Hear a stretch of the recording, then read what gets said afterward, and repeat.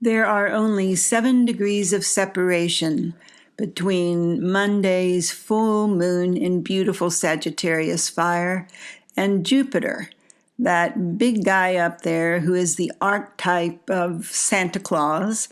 So what we have to start the week of June 17th is an enormous cornucopia of, well, good feelings, yes, but also this sense of generosity, a spirit of generosity and the desire to help others. But I think many of us might sit peacefully with the thought that, all is well. In spite of outward appearances, as we take a deep breath, we pause in peace. We find that indeed all is well. It's called a HoneyMoon, but has nothing to do with the bees. It's actually the Sagittarius adventurous spirit that would say, let's go on a trip, let's have a vacation. But Sagittarius moon is, of course, in opposition to the Gemini sun. That's what makes a full moon. And the Gemini sun is all about adventures in the mind, in the world of ideas. So the big think tank that we've had for some weeks now gets a big illumination to begin this week. And so surely you will see something you haven't seen before about your goals. Now, Sagittarius is the jump to conclusions kind of guy also. So we might have goals that are a little bit over the top, but your enthusiasm and the optimism of this week can definitely cheerfully let you know that it is possible. Those goals are definitely possible. So the discouragement that some people have been telling me they feel, they say, Judith, please give us some hope. Well, we have hope because it's inside of us, right? Just for a moment, think about the Sagittarius symbol, which is the archer. And he has always his bow is pulled back, the arrow is ready to fly. And the true symbol of Sagittarius, that arrow is aiming skyward. It's aiming towards the heavens. And so that's symbolic this week of that high hopes, that is aiming high. And Sagittarius energy gives us, in the optimism, some daring, right? Some daring, adventurous spirit to try something that ordinarily we wouldn't try because we didn't feel we had the confidence behind it to take the risk. Welcome to your weekly astrological weather forecast. I'm Judith Royal, archetypal astrologer. And I'll tell you, I have had glimpses of the picture of Alice in Wonderland in this past week in particular, where it's very hard, I found it challenging to get right-sized, to even have my mood right-sized, to have my expectations neither too high nor too low. So just like Alice, some of that has eluded us in the past few weeks, and it seemed that reason went the way of the Queen of Hearts or something. So we have to remind ourselves that we're in that overarching energy of far-seeing and sure-footedness. So looking up close at chaos, etc., is going to be confusing. But we have to keep our eye on the horizon, on that beautiful optimism that we can feel now. And that those obstacles Saturn and Pluto may be putting in our path really have a benevolent reason as well, which is to help us come more into patience and purpose. So patience, that is persevering even when we do have those potholes or whatever in our way, that we don't give up. I know you've heard that too many times from me, maybe, but we don't give up. We persevere. And how? Because we keep in mind our purpose. So we're on that Capricorn mountain, climbing to the top where we're going to get the biggest view, the most far-seeing that we've had. And that purpose, getting there, has to stay clear. We have to know the direction we're going and hold that in mind. By midday on Monday, June 17th, the moon slips into Capricorn and will be running her course 2.5 days in Capricorn, during which she will meet up with that Saturn and Pluto. And we'll be tempted to get too serious, to take things too seriously by taking them personally.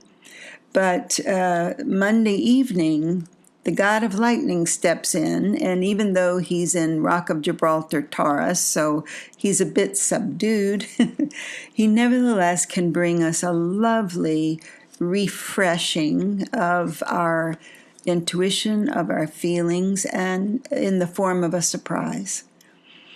Now, Wednesday, I'm going to tell you, will be the peak of this week in terms of obstacles. But Tuesday, the moon, of course, still in Capricorn, we're going to have a day of really extraordinary amount of communications, of news, of conversations, because Mercury in the sign of Cancer is going to join Mars there. Our minds are so active.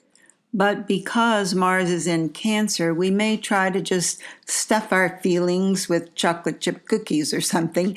Because remember, the warrior Mars, that drive for action, isn't all that happy in the waters of sensitive Cancer. But focusing on family, because Cancer is home sweet home, this is a good time to stop and ask yourself, is your home, your place with your family, is it for you a sanctuary? Is there a place in your home, if not all of it, that you can go and really be at peace?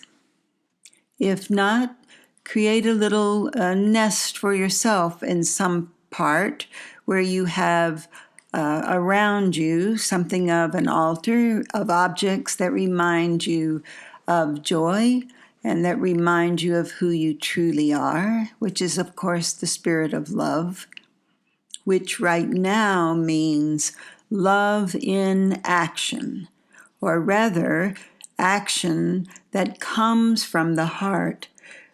Spiritual insights are going to be plentiful right now, but those insights are not coming through the gut, as they might sometimes, but rather from your heart, not in your mind, but in your heart, where you can love that Alice in Wonderland, who's sometimes big and sometimes small, as that archetype in you, who finds tolerance and acceptance and maybe even peace while riding this roller coaster that we seem to be on right now.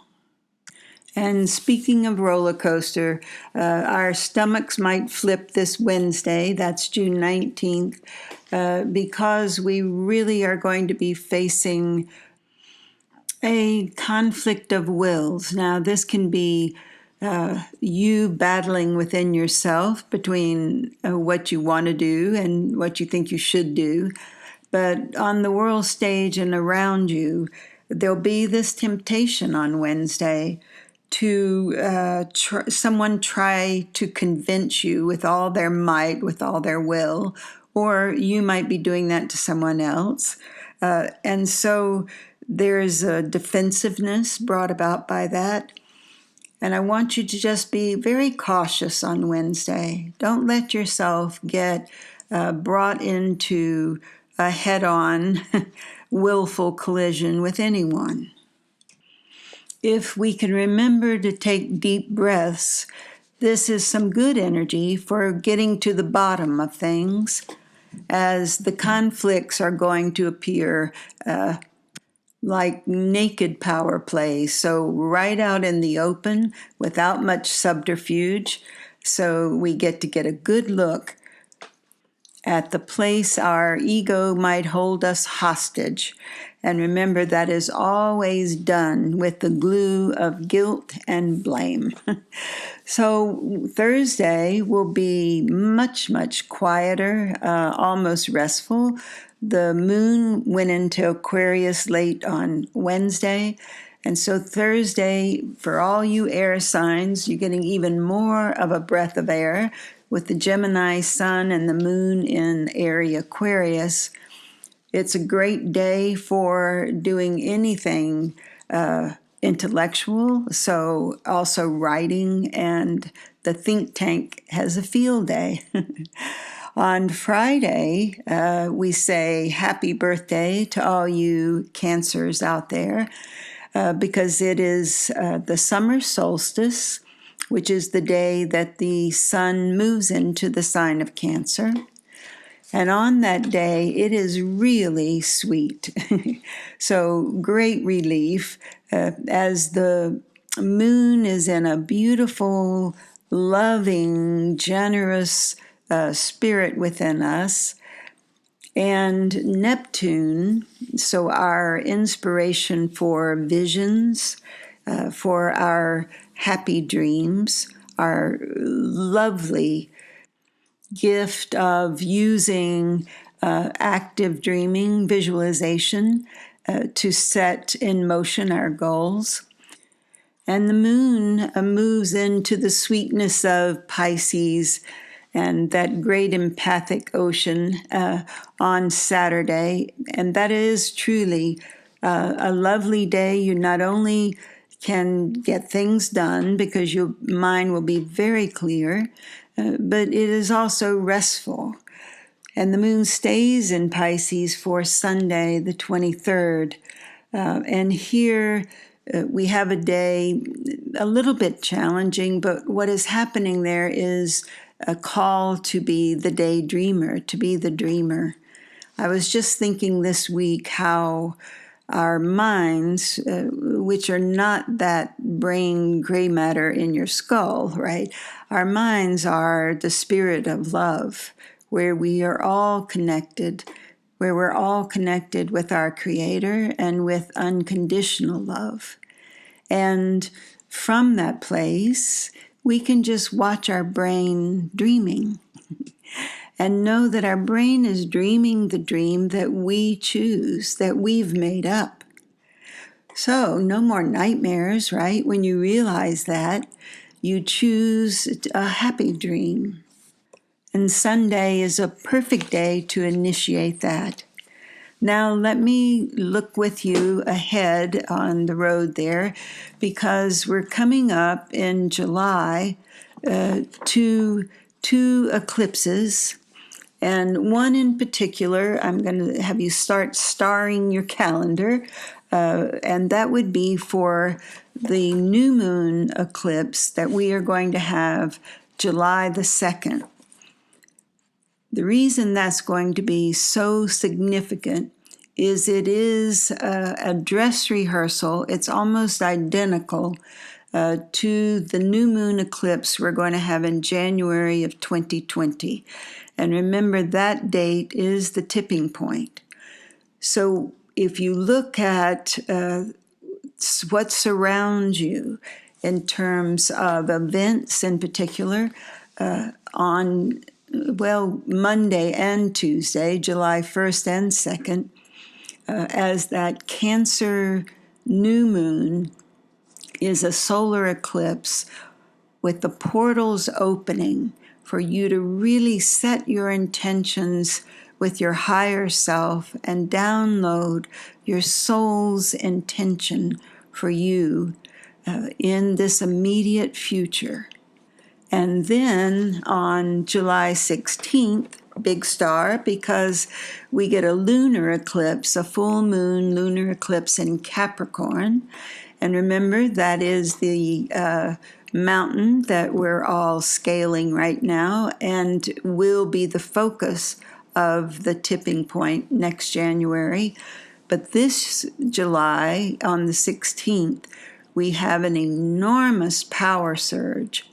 And it is a power surge of the call to integrity and the call to stop lying to ourselves about especially those favorite lies we've been carrying all our lives.